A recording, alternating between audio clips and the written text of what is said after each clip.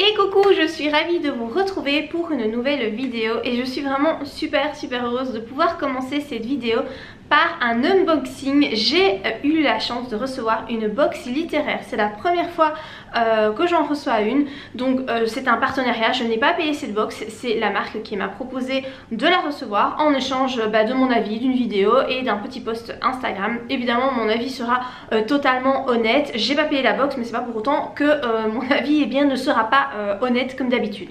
Il s'agit de la marque Cube, de la box Cube. Vous en avez peut-être déjà entendu parler. Personnellement je connaissais son existence, je l'avais déjà vu passer. Je trouvais que l'idée était vraiment très chouette. En fait c'est une box que vous pouvez recevoir chaque mois, donc avec une sélection de 1 ou 2 livres. Ils ont également fait des box thématiques, donc thriller, suspense, etc. Voilà, il y a différents thèmes, vous pouvez aller voir sur le site internet. De toute façon les liens seront en barre d'infos si ça vous intéresse. Et donc moi ils m'ont proposé de recevoir une box thématique. Elles sont vendues au prix de 75 €, du moins celle que j'ai choisie est vendue à ce prix là. Et j'ai choisi la box Feel Good. Donc je vais vous montrer, elle se présente comme ça. Donc c'est quand même voilà, c'est quand même assez gros, c'est bien fourni, c'est assez lourd. Le packaging est super joli parce que c'est le genre de boîte que en fait vous pouvez réutiliser par la suite, étant donné qu'elle est vraiment très belle, elle est dans de super belles couleurs. Et donc quand vous l'ouvrez, je l'ai déjà ouvert, hein, déjà plus ou moins déballé les trucs pour que ça prenne moins de temps au tournage. Donc quand vous l'ouvrez, voilà, c'est comme ça, tout est en fait recouvert avec du papier, une espèce de papier de soie. Tout est très bien emballé. Il y a par exemple ici une petite bouteille en verre, et elle était emballée dans du papier bulle. Donc franchement c'est bien emballé, rien n'est arrivé cassé, donc vraiment c'est nickel. Je vais vous montrer donc ce qu'elle contient. Donc comme il s'agit d'une box, vous avez, je pense qu'il y a 3 livres en tout, et puis vous avez des goodies à côté. Je commence déjà avec une boisson ici. Donc c'est de la marque Lemonade. C'est une limonade bio naturelle à l'orange sanguine issue du commerce équitable. Voilà, pourquoi pas. Je vais la boire, hein, parce que moi j'aime bien l'orange sanguine, donc c'est très bien. En tout cas elle va être bu, ça c'est clair. Alors dans cette box il y a également un truc à manger. Voilà, ici. Donc c'est de la marque Kalios, c'est des cressines, 7 céréales, huile d'olive vierge extra. Donc c'est pas quelque chose de sucré. Là c'est plus quelque chose de, je crois, salé. Produit de graisse, voilà, je connais pas, mais je vais découvrir. Je vois en fait qu'il y a des espèces de petites graines. Donc voilà, je crois que ça doit être bon. Il y a également, ça par contre c'est ce que je préfère du coup, un sachet de thé. Voilà, donc quand je dis un sachet de thé, il y a quand même 70 grammes, hein, donc voilà, il est bien fourni. Donc ça vient de Le Parti du thé. C'est un thé bio, Feel Good bio, infusion verveine, camomille, tilleul, lavande et bleuet. J'ai senti, c'est pour ça qu'en fait il est ouvert. Alors ce qui est cool c'est que le sachet est refermable. Il sent bon et clairement je vais le boire. Voilà, moi j'aime bien les thés, je suis pas très difficile en thé. Celui-là sent bon, je l'ai pas encore goûté mais je pense que franchement il me plaira. J'ai reçu une petite carte avec les explications de la box. Également un marque-page, donc à l'effigie de la box, donc c'est un marque-page Feel Good avec les mêmes coloris qu'on trouve sur la boîte. Donc c'est très peps, hein, je trouve ça très chouette, ça fait très été. On n'est pas trop dans la saison mais bon pour l'été en tout cas ce sera bien sympa. Et puis viennent les livres. Ah non en fait il y a 4 livres. Je viens de voir qu'il y en avait un quatrième qui se cachait en dessous des autres. C'est quand même pas mal, hein, 4 bouquins.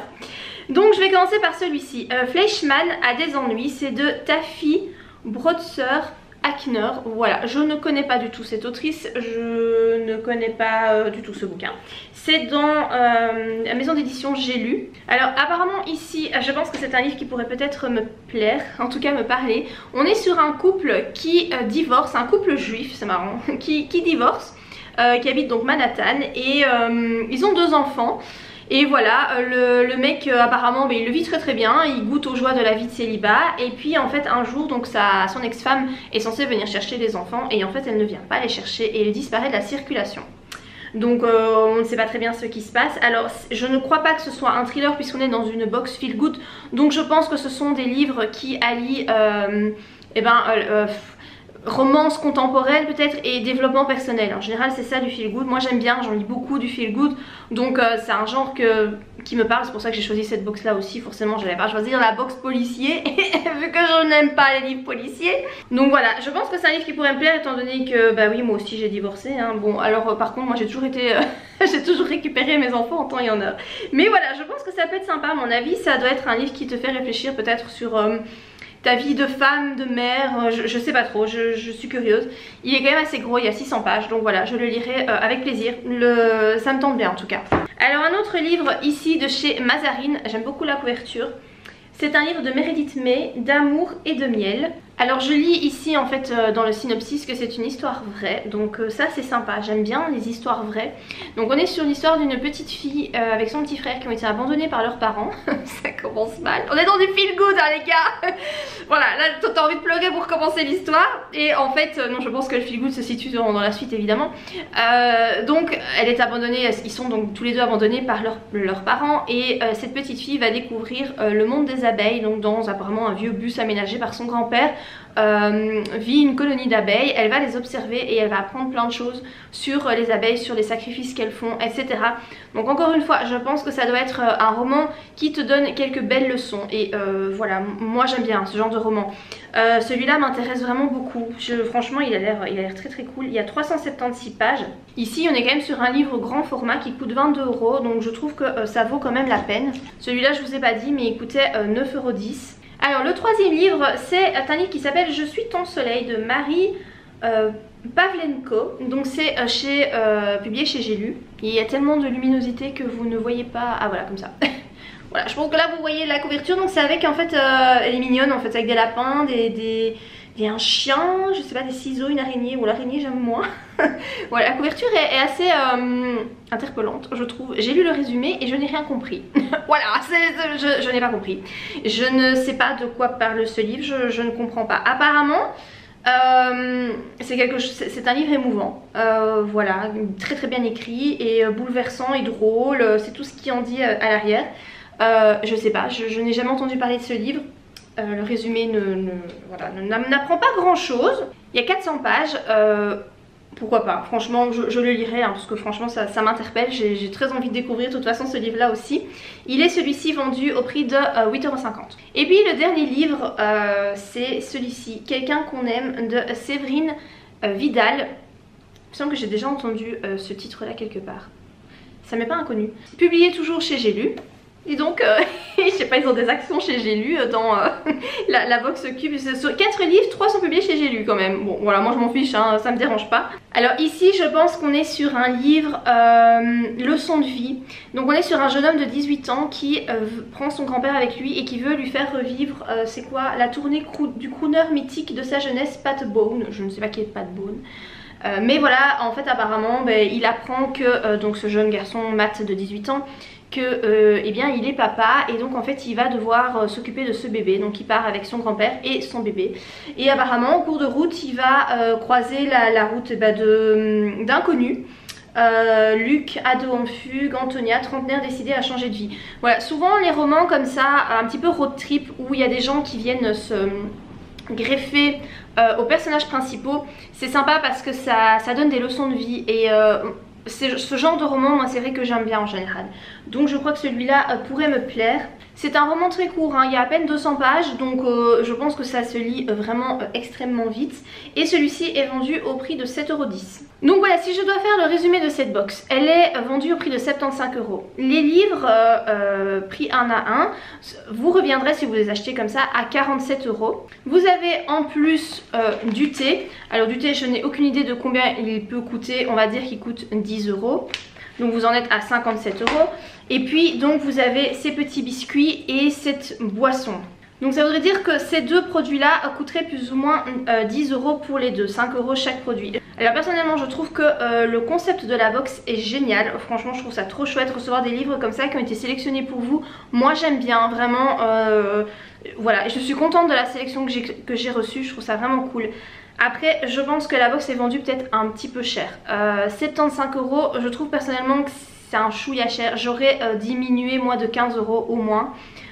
au vu des produits qu'il y a dedans. Parce que moi ce que je trouve sympa en général quand on reçoit une box, quand on achète une box, c'est eh bien que les produits qui sont dedans te reviennent moins cher que si tu les avais achetés à l'unité. Ici je pense que c'est pas le cas.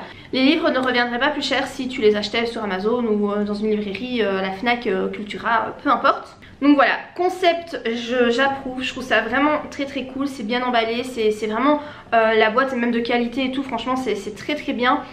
Mais un peu cher pour moi. Après il faudrait peut-être voir la box qui est vendue chaque mois. Je vous avoue je sais pas, j'ai pas le prix en tête comme ça de la box.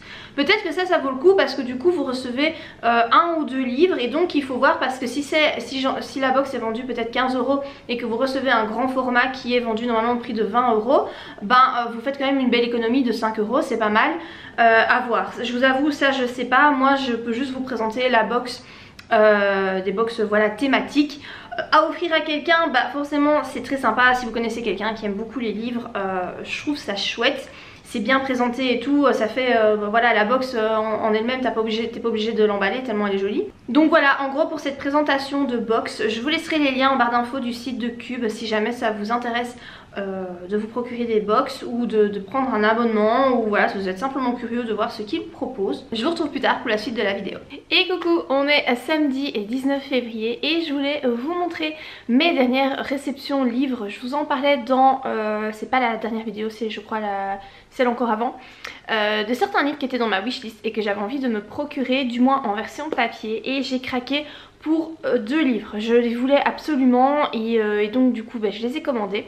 J'ai aussi commandé un manga pour ma fille de 8 ans, enfin 8 ans non, en fait elle a 9 ans dans 2 semaines. Et en fait j'ai décidé de lui commencer une nouvelle série de mangas. Elle a une série en cours mais le problème c'est que les mangas sont traduits au fur et à mesure et là ils sont pas encore tous traduits, donc on doit à chaque fois attendre la prochaine sortie et c'est quand même assez long. Donc du coup en attendant j'ai décidé de lui acheter une nouvelle série qui est déjà complète, comme ça voilà de temps en temps elle aura un manga peut-être une fois par mois, on verra bien à quelle fréquence. Donc je vais commencer avec les achats que j'ai fait pour moi. Tout d'abord donc il y a ce livre de Philippe Pullman, La Belle Sauvage, donc c'est le livre 1 de la trilogie de la poussière. Donc voilà, il y a pareil dans la vidéo, pas la vidéo précédente, celle encore d'avant, je vous faisais ma chronique sur le tome 2 que j'ai reçu gratuitement du site Babelio en échange d'une critique. Une critique sur le site Babelio, hein. Je précise, c'était pas en échange d'une vidéo, c'est moi qui ai décidé d'en parler en vidéo parce que je vous parle toujours de mes lectures. J'avais pas lu le tome 1 mais du coup voilà je l'ai acheté pour le lire parce que j'ai tellement aimé le tome 2, c'est vraiment un coup de cœur. J'ai forcément envie de découvrir le tome 1. Le tome 1 qui se déroule donc avant la trilogie de la Croisée des Mondes. Voilà, il est moins épais, il y a moins de pages que pour le tome 2. Je suis sûre qu'il va être lu extrêmement vite. Et voilà, je suis trop impatiente de le commencer. C'est dans la même collection, enfin même maison d'édition que le tome 2. Donc c'est chez Folio Junior. Et pareil, vous avez en fait des illustrations. Voilà, à chaque début de chapitre, donc voilà, je trouve ça très cool. Il y a un tome 3 qui doit sortir, je sais pas quand il sortira, mais du coup je l'achèterai pareil dans cette collection là, comme ça j'aurai vraiment la trilogie dans la même collection. Le second livre que j'ai acheté c'est celui-ci, c'est donc le tome 1 de Anne de Green Gables. Je voulais absolument cette version en papier, enfin en dur. Donc c'est une version brochée mais je trouve que ça s'appelle hardback, je pense que c'est ça le nom officiel du truc. La couverture, c'est trop beau quoi, c'est vraiment un super bel objet, l'arrière, je suis trop fan. Je n'ai pas vraiment de livres très jolis dans ma bibliothèque. Je vous avoue déjà les livres papier, je préfère les livres numériques aux livres papier.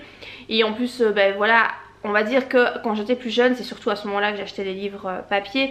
J'avais pas vraiment d'argent à mettre dans des livres qui avaient une belle couverture. J'allais toujours vers le moins cher et la plupart du temps c'était des livres poche. Mais voilà, ici je trouve qu'il n'est pas si cher, il est à 16,50 € et franchement je trouve que 16,50 € pour un livre aussi joli, c'est complètement justifié. Voilà, c'est même je trouve pas cher, je trouve qu'ils auraient même pu mettre un peu plus cher. Donc voilà, à l'intérieur l'écriture c'est quand même assez serré hein, donc on n'est pas sur non plus un truc hyper fluide, mais voilà, je suis très impatiente de le lire, vraiment. Je crois qu'il a été écrit début des années 1900, donc on sera j'imagine vers sur une écriture un petit peu plus littéraire, une écriture plus ancienne. Et je suis très impatiente du coup de découvrir ce style là parce que je vous avoue parfois ça me manque dans les livres modernes. Voilà, il y a des écritures modernes qui sont très jolies, que j'aime beaucoup, mais je trouve que l'accent n'est pas toujours assez mis sur le style, et même je trouve que parfois, enfin souvent même, l'histoire prend plus d'importance que le style, et le style est bâclé, et je trouve ça triste. Après je suis autrice moi-même et je ne crois pas que mon style soit merveilleux non plus mais du coup j'aime bien moi lire des choses bien écrites, donc j'espère que celui-là est bien écrit, que le style est très joli, et franchement rien que l'idée voilà, de pouvoir le toucher, le prendre en main, juste l'objet en fait, c'est l'objet, ça me donne trop envie. Donc voilà, ça c'est le tome 1. Je ne sais pas où on en est dans, j'ai vu ici pour cette édition-ci. En fait je pense qu'il y a 4 tomes qui sont sortis. Le prochain tome sort en juillet 2022, donc dans cette édition. Je vais voir si l'histoire me plaît, mais je pense que oui. Et donc du coup si c'est le cas, j'achèterai les autres tomes parce que j'ai vraiment envie d'avoir cette collection. J'en viens maintenant au manga que j'ai pris donc pour ma fille. Donc c'est un manga pour les enfants, hein. Il mettait sur Amazon que c'était pour les enfants entre 8 et 10 ans. Donc, et ici je vois que c'est à partir de 8 ans et plus. Et donc c'est ce manga-ci, Mochi et compagnie, de Hiromu Shinozuka. C'est une série qui comporte 7 tomes et donc cette série est complète. Je vois, c'est un manga du style kawaii et comme mot-clé vous avez amitié, humour, fantastique. Voilà, je pense que c'est une histoire très mignonne. Quand j'ai voulu commencer une nouvelle série pour ma fille, j'ai cherché un peu sur Amazon ce qu'il y avait. Et je suis très souvent tombée sur des mangas pour enfants, donc voilà, 8 à 10 ans. Qui ont pour thème quand même principal l'amour, quoi, une histoire d'amour. Et je veux absolument pas acheter ça à ma fille. Je n'ai pas du tout envie qu'à 9 ans elle lise des mangas dont l'objectif principal est une histoire d'amour. Je la trouve beaucoup trop jeune. Et voilà, j'ai pas du tout envie qu'elle découvre ça en fait. Du coup moi je suis plutôt à la recherche de mangas qui ont pour thème l'amitié, les animaux, parce qu'elle adore les animaux. Ma fille est vraiment très fan des animaux. Et voilà, je pense que ce manga répond tout à fait aux attentes. C'est un manga à la japonaise, hein, donc il se lit de droite à gauche. Comme ça vous voyez un petit peu les dessins. C'est très bien dessiné, je trouve ça très mignon. De souvenir, le prix c'était 6,95 € je crois, donc je trouve que ce n'est pas si cher. Pour celui-ci, le prix c'était un peu moins de 10 €, je crois que c'était 9,50 € et le format numérique est quasiment au même prix. Donc de toute façon moi je le voulais en papier puisque j'ai le tome 2 en papier. Voilà, pour que ce soit raccord, je voulais de toute façon la version papier. Donc voilà pour mes derniers achats livres physiques. J'en profite aussi pour vous parler de ma lecture en cours. Donc voilà, je vous avais laissé la dernière fois sur le roman Un jardin de mensonges de Suzanne Fletcher. Je suis pas encore tout à fait à la moitié, je vois que je suis à 40% de lecture. Je me suis dit que j'allais vous faire un petit point maintenant parce que l'histoire n'est pas du tout ce à quoi je m'attendais. Alors il se trouve que c'est une histoire de fantômes. En fait on sait pas très bien, c'est ça que voilà, je suis pas encore assez loin dans l'histoire, on ne sait pas trop. Mais ça me fait très fort penser à la série Netflix. C'était comment? C'était le manoir de Haunting Hill, ou c'est plutôt le second, Bly Manor, je crois que c'était ça le titre. Ouais, je crois que c'était ça, Bly Manor, quelque chose dans ce style là. J'essaierai de vous retrouver l'affiche pour vous la montrer ici. Donc en gros on retrouve ici Clara qui se trouve dans ce vieux manoir. Elle doit s'occuper de la serre et des plantes, donc des plantes exotiques. Mais voilà, elle arrive bien avant l'arrivée des plantes, elle arrive plus ou moins une semaine avant. Et ce qui lui permet en fait d'explorer un petit peu les alentours, de découvrir l'environnement, le manoir, les gens qui vivent dans le petit village aux alentours, etc. Le truc c'est que très vite elle va se rendre compte qu'il y a quelque chose de bizarre avec ce manoir. La nuit elle entend des bruits de pas, toujours à 3 h du matin, elle entend des bruits de pas au-dessus de sa chambre. Au début elle est persuadée qu'en fait le propriétaire des lieux, donc Mr. Fox, est rentré, mais en fait il n'est pas là, il n'y a personne dans les appartements du haut. Pourtant elle entend bien ces bruits de pas. Un soir elle va même entendre que ces bruits de pas descendent l'escalier, que quelqu'un vient toquer à sa porte, et elle va ouvrir la porte et il n'y aura personne dans le couloir. Voilà. Alors C'est super prenant, franchement. Là je vous en parle, j'ai qu'une envie, c'est d'y retourner parce que c'est très prenant, c'est très bien écrit, c'est super agréable, il n'y a pas de coquilles, rien du tout. Par contre moi je ne m'attendais pas à ce que ce soit une histoire de fantômes. Et c'est vrai que moi je suis une très grande flippée de tout ça, de tout ce qui est esprit et compagnie. J'aime bien, ça m'intrigue de fou, je suis toujours là à vouloir regarder des films avec ça. Alors que je sais très bien qu'après je vais pas dormir quoi. Mais du coup ici c'était pas du tout ce à quoi je m'attendais. Moi je pensais en fait que c'était un livre avec des histoires, des secrets de famille, etc. Et effectivement on voit qu'il y a un gros secret sur ce manoir, entre autres par rapport à cet esprit. Mais est-ce que c'est vraiment un esprit? Là en fait Clara elle est plus dans une démarche scientifique.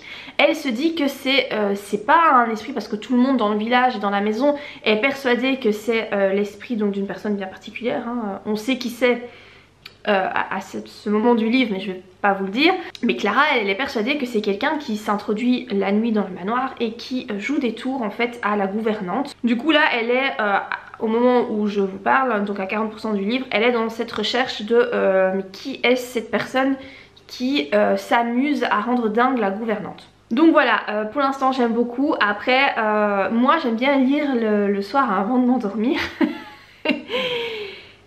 Pour le coup là, je lis pas, voilà, parce qu'en fait ça me fait peur. Donc quand j'ai mon compagnon qui dort avec moi, ça va, lire avant de m'endormir ne me pose pas de problème parce qu'il est là. Par contre quand je suis toute seule avec mes enfants ou même toute seule comme par exemple la nuit dernière, j'évite quoi. J'évite parce que sinon je vais pas dormir. Déjà comme ça j'ai du mal à dormir quand je suis vraiment toute seule. Mais alors si je me mets à lire ça avant d'aller dormir, voilà, c'est pas possible et c'est pas ce que je recherchais. Donc j'aime ma lecture mais c'est pas du tout ce à quoi je m'attendais. C'est un livre que j'aurais peut-être plutôt dû lire au mois d'octobre, bien que l'histoire se situe en été. Voilà, fait à savoir, ça se situe en été, en juillet-août, il fait très chaud. Mais même s'il fait très chaud, je trouve que l'ambiance est plutôt glaciale, due au fait de ces phénomènes qui se passent la nuit et en plus l'esprit où on ne sait pas trop à ce moment de l'histoire ce qu'il est, il est quand même assez dangereux quoi, parce que il fait voler les tableaux dans la pièce, enfin dans le couloir, il a gravé au couteau une lettre sur la porte en bois de la gouvernante. Voilà, il est pas très sympa quoi. Donc je me demande vraiment quelle est l'issue de l'histoire. J'ai pas l'impression que c'est un esprit parce que moi franchement quand je me suis lancée dans cette lecture, j'avais pas dans l'idée que c'était un livre paranormal fantastique. Donc j'ai l'impression qu'il va y avoir une explication plausible à un moment donné. Mais voilà, je ne sais pas, c'est vraiment point d'interrogation, ça m'intrigue de fou et voilà, l'histoire me plaît vraiment beaucoup pour le moment. Donc voilà, je pense que le prochain point que je vous ferai, c'est quand je l'aurai fini, hein, puisque voilà, je suis presque à la moitié. Je vais pas vous faire un point tous les 10%. Donc je pense que je vous dirai à la fin ce que j'en ai pensé. Est-ce qu'un petit point écriture vous ferait plaisir? Je suis sûre que oui. Quand je fais, je parle plus très souvent d'écriture sur ma chaîne, vous l'avez constaté. Mais quand j'en parle, souvent j'ai des commentaires où on me dit « Oh c'est trop bien que tu parles d'écriture, que tu en reparles, etc. » Je sais bien que vous aimez ça et qu'il y a beaucoup d'entre vous qui sont là exclusivement pour les points écriture. J'ai tout à fait conscience que j'en parle plus beaucoup, mais c'est tout simplement parce que je n'écris presque plus en fait. Et donc du coup, j'ai forcément pas envie d'écrire, donc pas forcément envie d'en parler. Et j'ai pas grand chose à vous dire. Après, j'écris beaucoup moins qu'avant, mais j'écris encore quand même. Je suis toujours dans le tome 3 de Forbidden Love.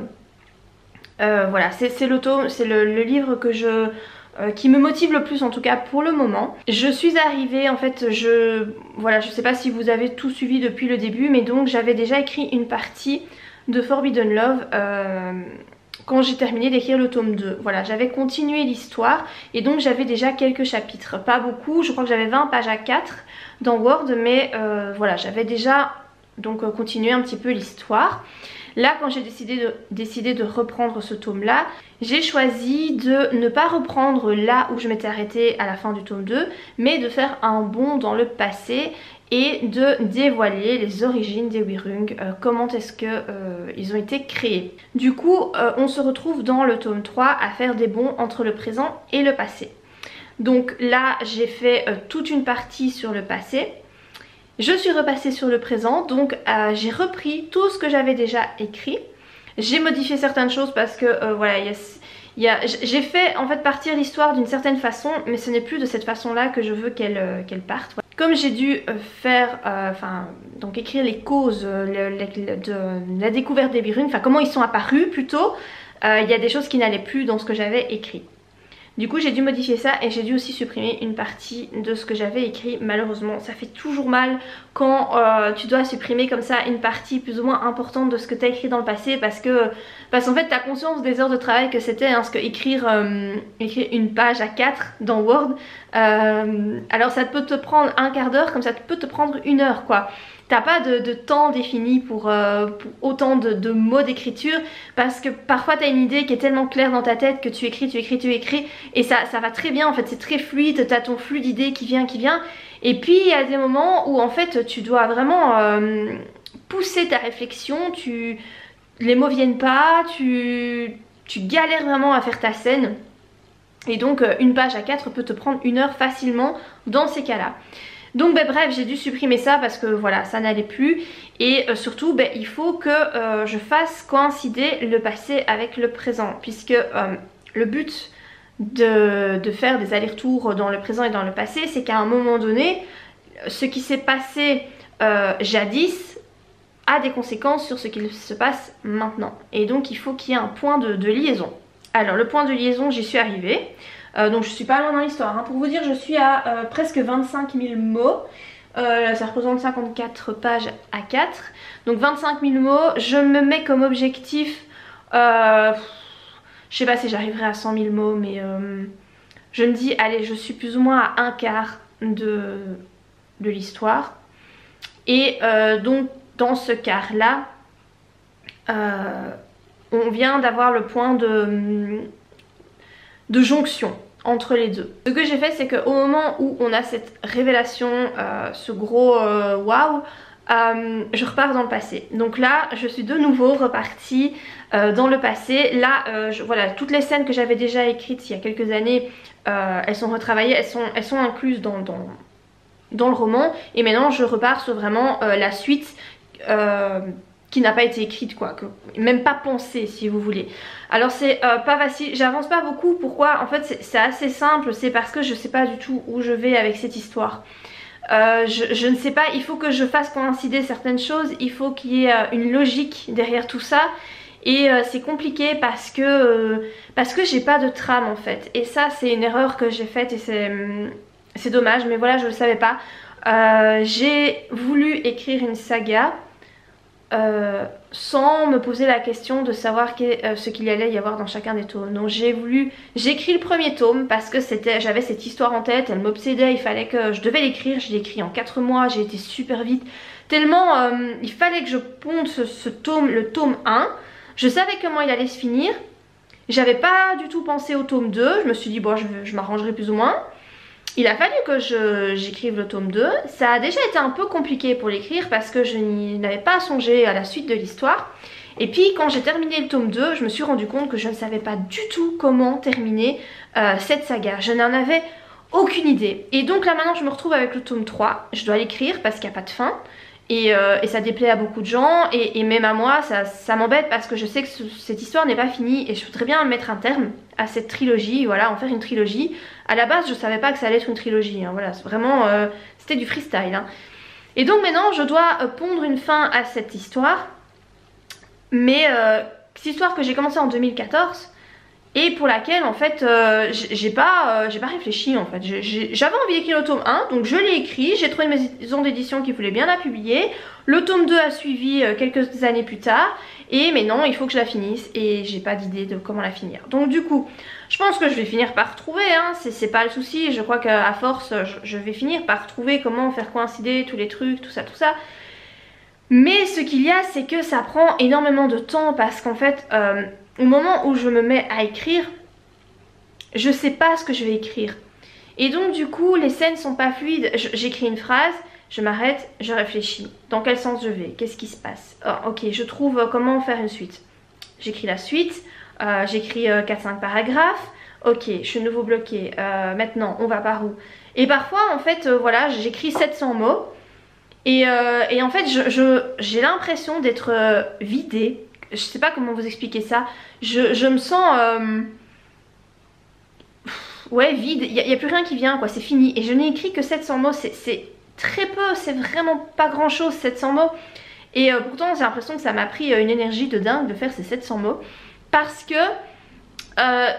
il ne suffit pas d'écrire. Si c'était juste le fait de faire des phrases, j'aurais très facile parce que j'ai une facilité d'écriture personnellement, une facilité de faire des phrases, de conjuguer, je n'ai aucun problème avec ça, l'orthographe. Ce sont pas des questions que je me pose au moment où j'écris en fait, ça me vient ça tout seul, heureusement, parce que si j'avais ça en plus... je crois que là, je ne sais pas, je crois que j'abandonnerais, c'est pas possible, j'abandonnerais je pense.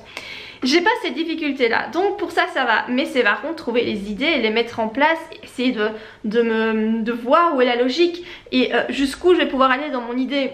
Ça c'est compliqué. Et je vous avoue aussi que je sais pas si ça va plaire, franchement cette suite, parce que le tome 1 était extrêmement érotique, c'était vraiment un livre... purement érotique et c'était tout ce que je voulais écrire à ce moment là, c'est mon premier roman. J'étais à fond dans Christian Grey, Crossfire, je me souviens à l'époque avec, comment il s'appelait encore celui-là, le héros, je sais plus, il avait un nom tellement particulier mais je me souviens plus. Enfin bref, j'étais vraiment dans tout ce qui était romance érotique. J'ai l'impression que les romances érotiques maintenant ça s'essouffle un petit peu comme genre, il y en a toujours du new adulte, mais j'ai l'impression que ce qui fonctionne beaucoup c'est... la romantasy qu'on appelle ça, donc j'ai vu ce terme là passer plusieurs fois, donc la romance qui se passe dans un monde de fantasy. Alors ici moi j'y suis, c'est un peu ça, sauf que c'est de la science-fiction, mais il y en a beaucoup qui pensent que c'est de la fantasy, mais en fait c'est un genre, c'est de la science-fiction ce que j'écris, c'est comme les X-Men quoi. Mais le truc c'est que le tome 1 était très érotique, même beaucoup trop érotique pour certaines personnes et je les rejoins là-dessus. J'ai retravaillé le roman mais il reste toujours quand même très érotique. Le tome 2 est beaucoup moins érotique et il y a beaucoup plus d'action, il se passe plein de choses. Personnellement je préfère le tome 2, je trouve qu'il est beaucoup plus réussi. Il y a un peu de scènes érotiques mais franchement je crois qu'il y en a 3. Ouais, il doit y en avoir 3 ou 4, pas plus, sur tout le roman, donc franchement c'est très peu. Et puis on se retrouve ici dans ce tome 3. Il n'y a plus du tout de scène érotique, c'est fini, il n'y en a plus. Et en plus, j'ai tout ce qui se passe dans le passé, c'est écrit en la troisième personne du singulier. Donc le lecteur, si vous voulez, est un petit peu en dehors de l'histoire. Il observe, mais il n'est pas dans l'histoire. C'est aussi très froid parce que j'écris, enfin ouais, vraiment j'écris des trucs un peu horribles. Je vais dire, c'est vrai qu'il y a certaines scènes... Je me dis que ce serait bien en fait que la scène tourne comme ça, mais en même temps je me dis, au fond de moi je me dis mais c'est horrible ce que tu es en train d'imaginer quoi. J'ai quand même imaginé à un moment donné le meurtre d'un bébé de 1 an, donc je l'ai écrit, enfin je l'ai écrit. Disons que j'ai tourné ça pour que ce soit pas horrible parce que j'avais pas envie d'écrire le meurtre vraiment d'un bébé, mais... Voilà, il fallait que ça soit comme ça dans l'histoire. Je sais pas comment expliquer quand t'as des idées comme ça qui viennent et tu sais que c'est ces idées là que tu dois mettre en lumière. C'est très particulier hein, mais une fois que j'ai eu cette idée là en tête, je me suis dit essaye de trouver une alternative parce que c'est horrible ce que t'es en train d'imaginer, mais j'en ai pas trouvé. Donc j'ai repris cette idée là, mais je l'ai un peu nuancée, ou en tout cas je l'ai tournée pour que ce soit moins horrible. Là je suis en train d'imaginer une scène qui encore une fois est pas top et... j'aime pas imaginer des trucs moches en fait. Là on va arriver dans c'est pas vraiment des viols mais enfin... J'arrive en fait dans une partie de l'histoire qui est pas cool du tout. Et j'ai pas envie de l'imaginer mais en même temps...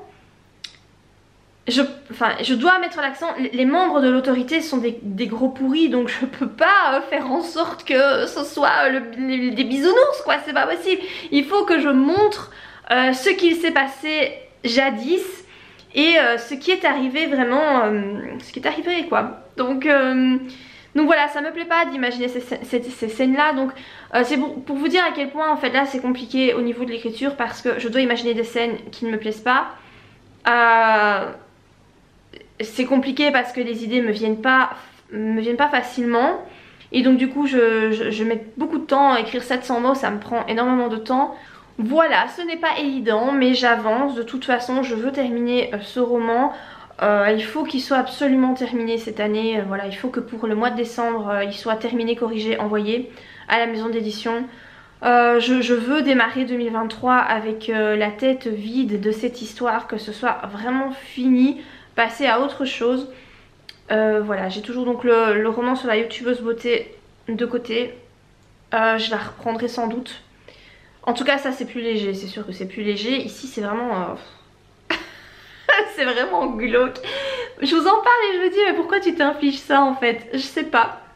Il faut que je trouve la suite et pour moi la suite ça doit être horrible. Donc c'est un peu comme si tes personnages en fait t'imposaient ce qui devait se passer. Je sais pas comment expliquer ça, c'est un peu particulier. Mais bon voilà, écoutez, je m'applique du mieux que je peux. J'essaye de pondre quelque chose qui soit cohérent. Moi là c'est surtout mon stress, c'est que ce que j'écris ne soit pas cohérent. Qu'il y ait des moments où en fait on se rend compte que c'est pas logique ou ce genre de choses quoi. Parce que moi dans les romans que je lis je fais très attention à ça et je suis la première à mettre le doigt dessus et à dire ah non c'est pas ça, ça va pas, avant elle disait ça et maintenant elle dit ça, il y a un problème là. Donc forcément tu vois je vais pas le faire dans mes propres romans parce que ce serait vraiment l'hôpital qui se fout de la charité quoi. Donc il faut que je m'applique. Donc voilà par rapport à ça, je me posais aussi une question, j'ai l'impression, donc comme je vous ai dit, que la romance érotique s'est soufflée un petit peu. En revanche, je constate qu'il y a une montée en puissance d'une certaine forme de romance érotique que je ne sais qu'en penser. C'est tout ce qui est romance érotique par rapport à des monstres, des espèces d'êtres... Enfin voilà, là j'ai vu passer des romances genre chez BMR, hein, là, ma maison d'édition. Ils ont publié une romance avec des extraterrestres. Donc t'as des scènes de sexe entre une humaine et un extraterrestre bleu avec des cornes. À ce que j'ai compris, je ne sais pas, je n'ai pas lu et je ne lirai pas. Sur la chaîne j'ai vu aussi sur la chaîne de Nina Quill qu'elle avait lu une romance entre une humaine et un homme araignée. Et apparemment ce style de romance fonctionne hyper bien dans les pays anglo-saxons. Et comme on le sait, souvent ce qui fonctionne bien dans les pays anglo-saxons finit par arriver dans nos pays francophones. On a toujours un peu une guerre de retard, mais en général ça arrive chez nous un peu après. Et la romance là par exemple chez BMR avec l'extraterrestre, en fait elle a été publiée dans les pays anglo-saxons et elle est seulement traduite maintenant chez nous. Et donc j'ai l'impression que c'est un nouveau genre de romance érotique qui voit le jour là et qui plaît bien. Je n'en ai pas lu hein. Je vais pas en lire mais j'ai un peu du mal à comprendre en fait le délire. Ou alors peut-être qu'en fait les personnes qui lisent ça c'est juste que ça les fait marrer. Parce que voilà il y a beaucoup d'humour et parce que je sais pas, peut-être que c'est drôle en fait et qu'elle lit ça parce qu'en fait elle trouve ça marrant. Après je me demande si il y a une forme d'excitation en lisant ce genre de bouquin. Déjà rien qu'imaginer devoir écrire des scènes comme ça entre une araignée et une humaine, je sais pas, c'est spécial. Est-ce que vous avez déjà lu des livres comme ça, de la romance, je sais même pas si ça porte un nom, romance érotique, science-fiction, je sais pas comment ça s'appelle. Est-ce que vous avez déjà lu des romans comme ça? Qu'est-ce que vous en avez pensé? Et si vous aimez, eh bien qu'est-ce qui vous attire comme ça dans ce genre de romance? Franchement ça m'intrigue parce que voilà, je ne sais pas, je suis dubitative par rapport à cette vague que je sens monter en puissance. N'hésitez pas à vous manifester en commentaire. Donc voilà pour cette vidéo. Écoutez, je pense que je vous ferai mon retour sur le roman Un jardin de mensonges dans le prochain vlog parce que celui-ci dure déjà assez longtemps. Je vous ai parlé de plein de trucs, donc je crois que voilà, cette lecture je la clôturerai dans le prochain vlog. J'espère que cette vidéo-ci vous a plu. N'hésitez pas à commenter, à liker la vidéo, à vous abonner à ma chaîne. Et ben moi je vous dis à bientôt pour de prochaines vidéos. Bye!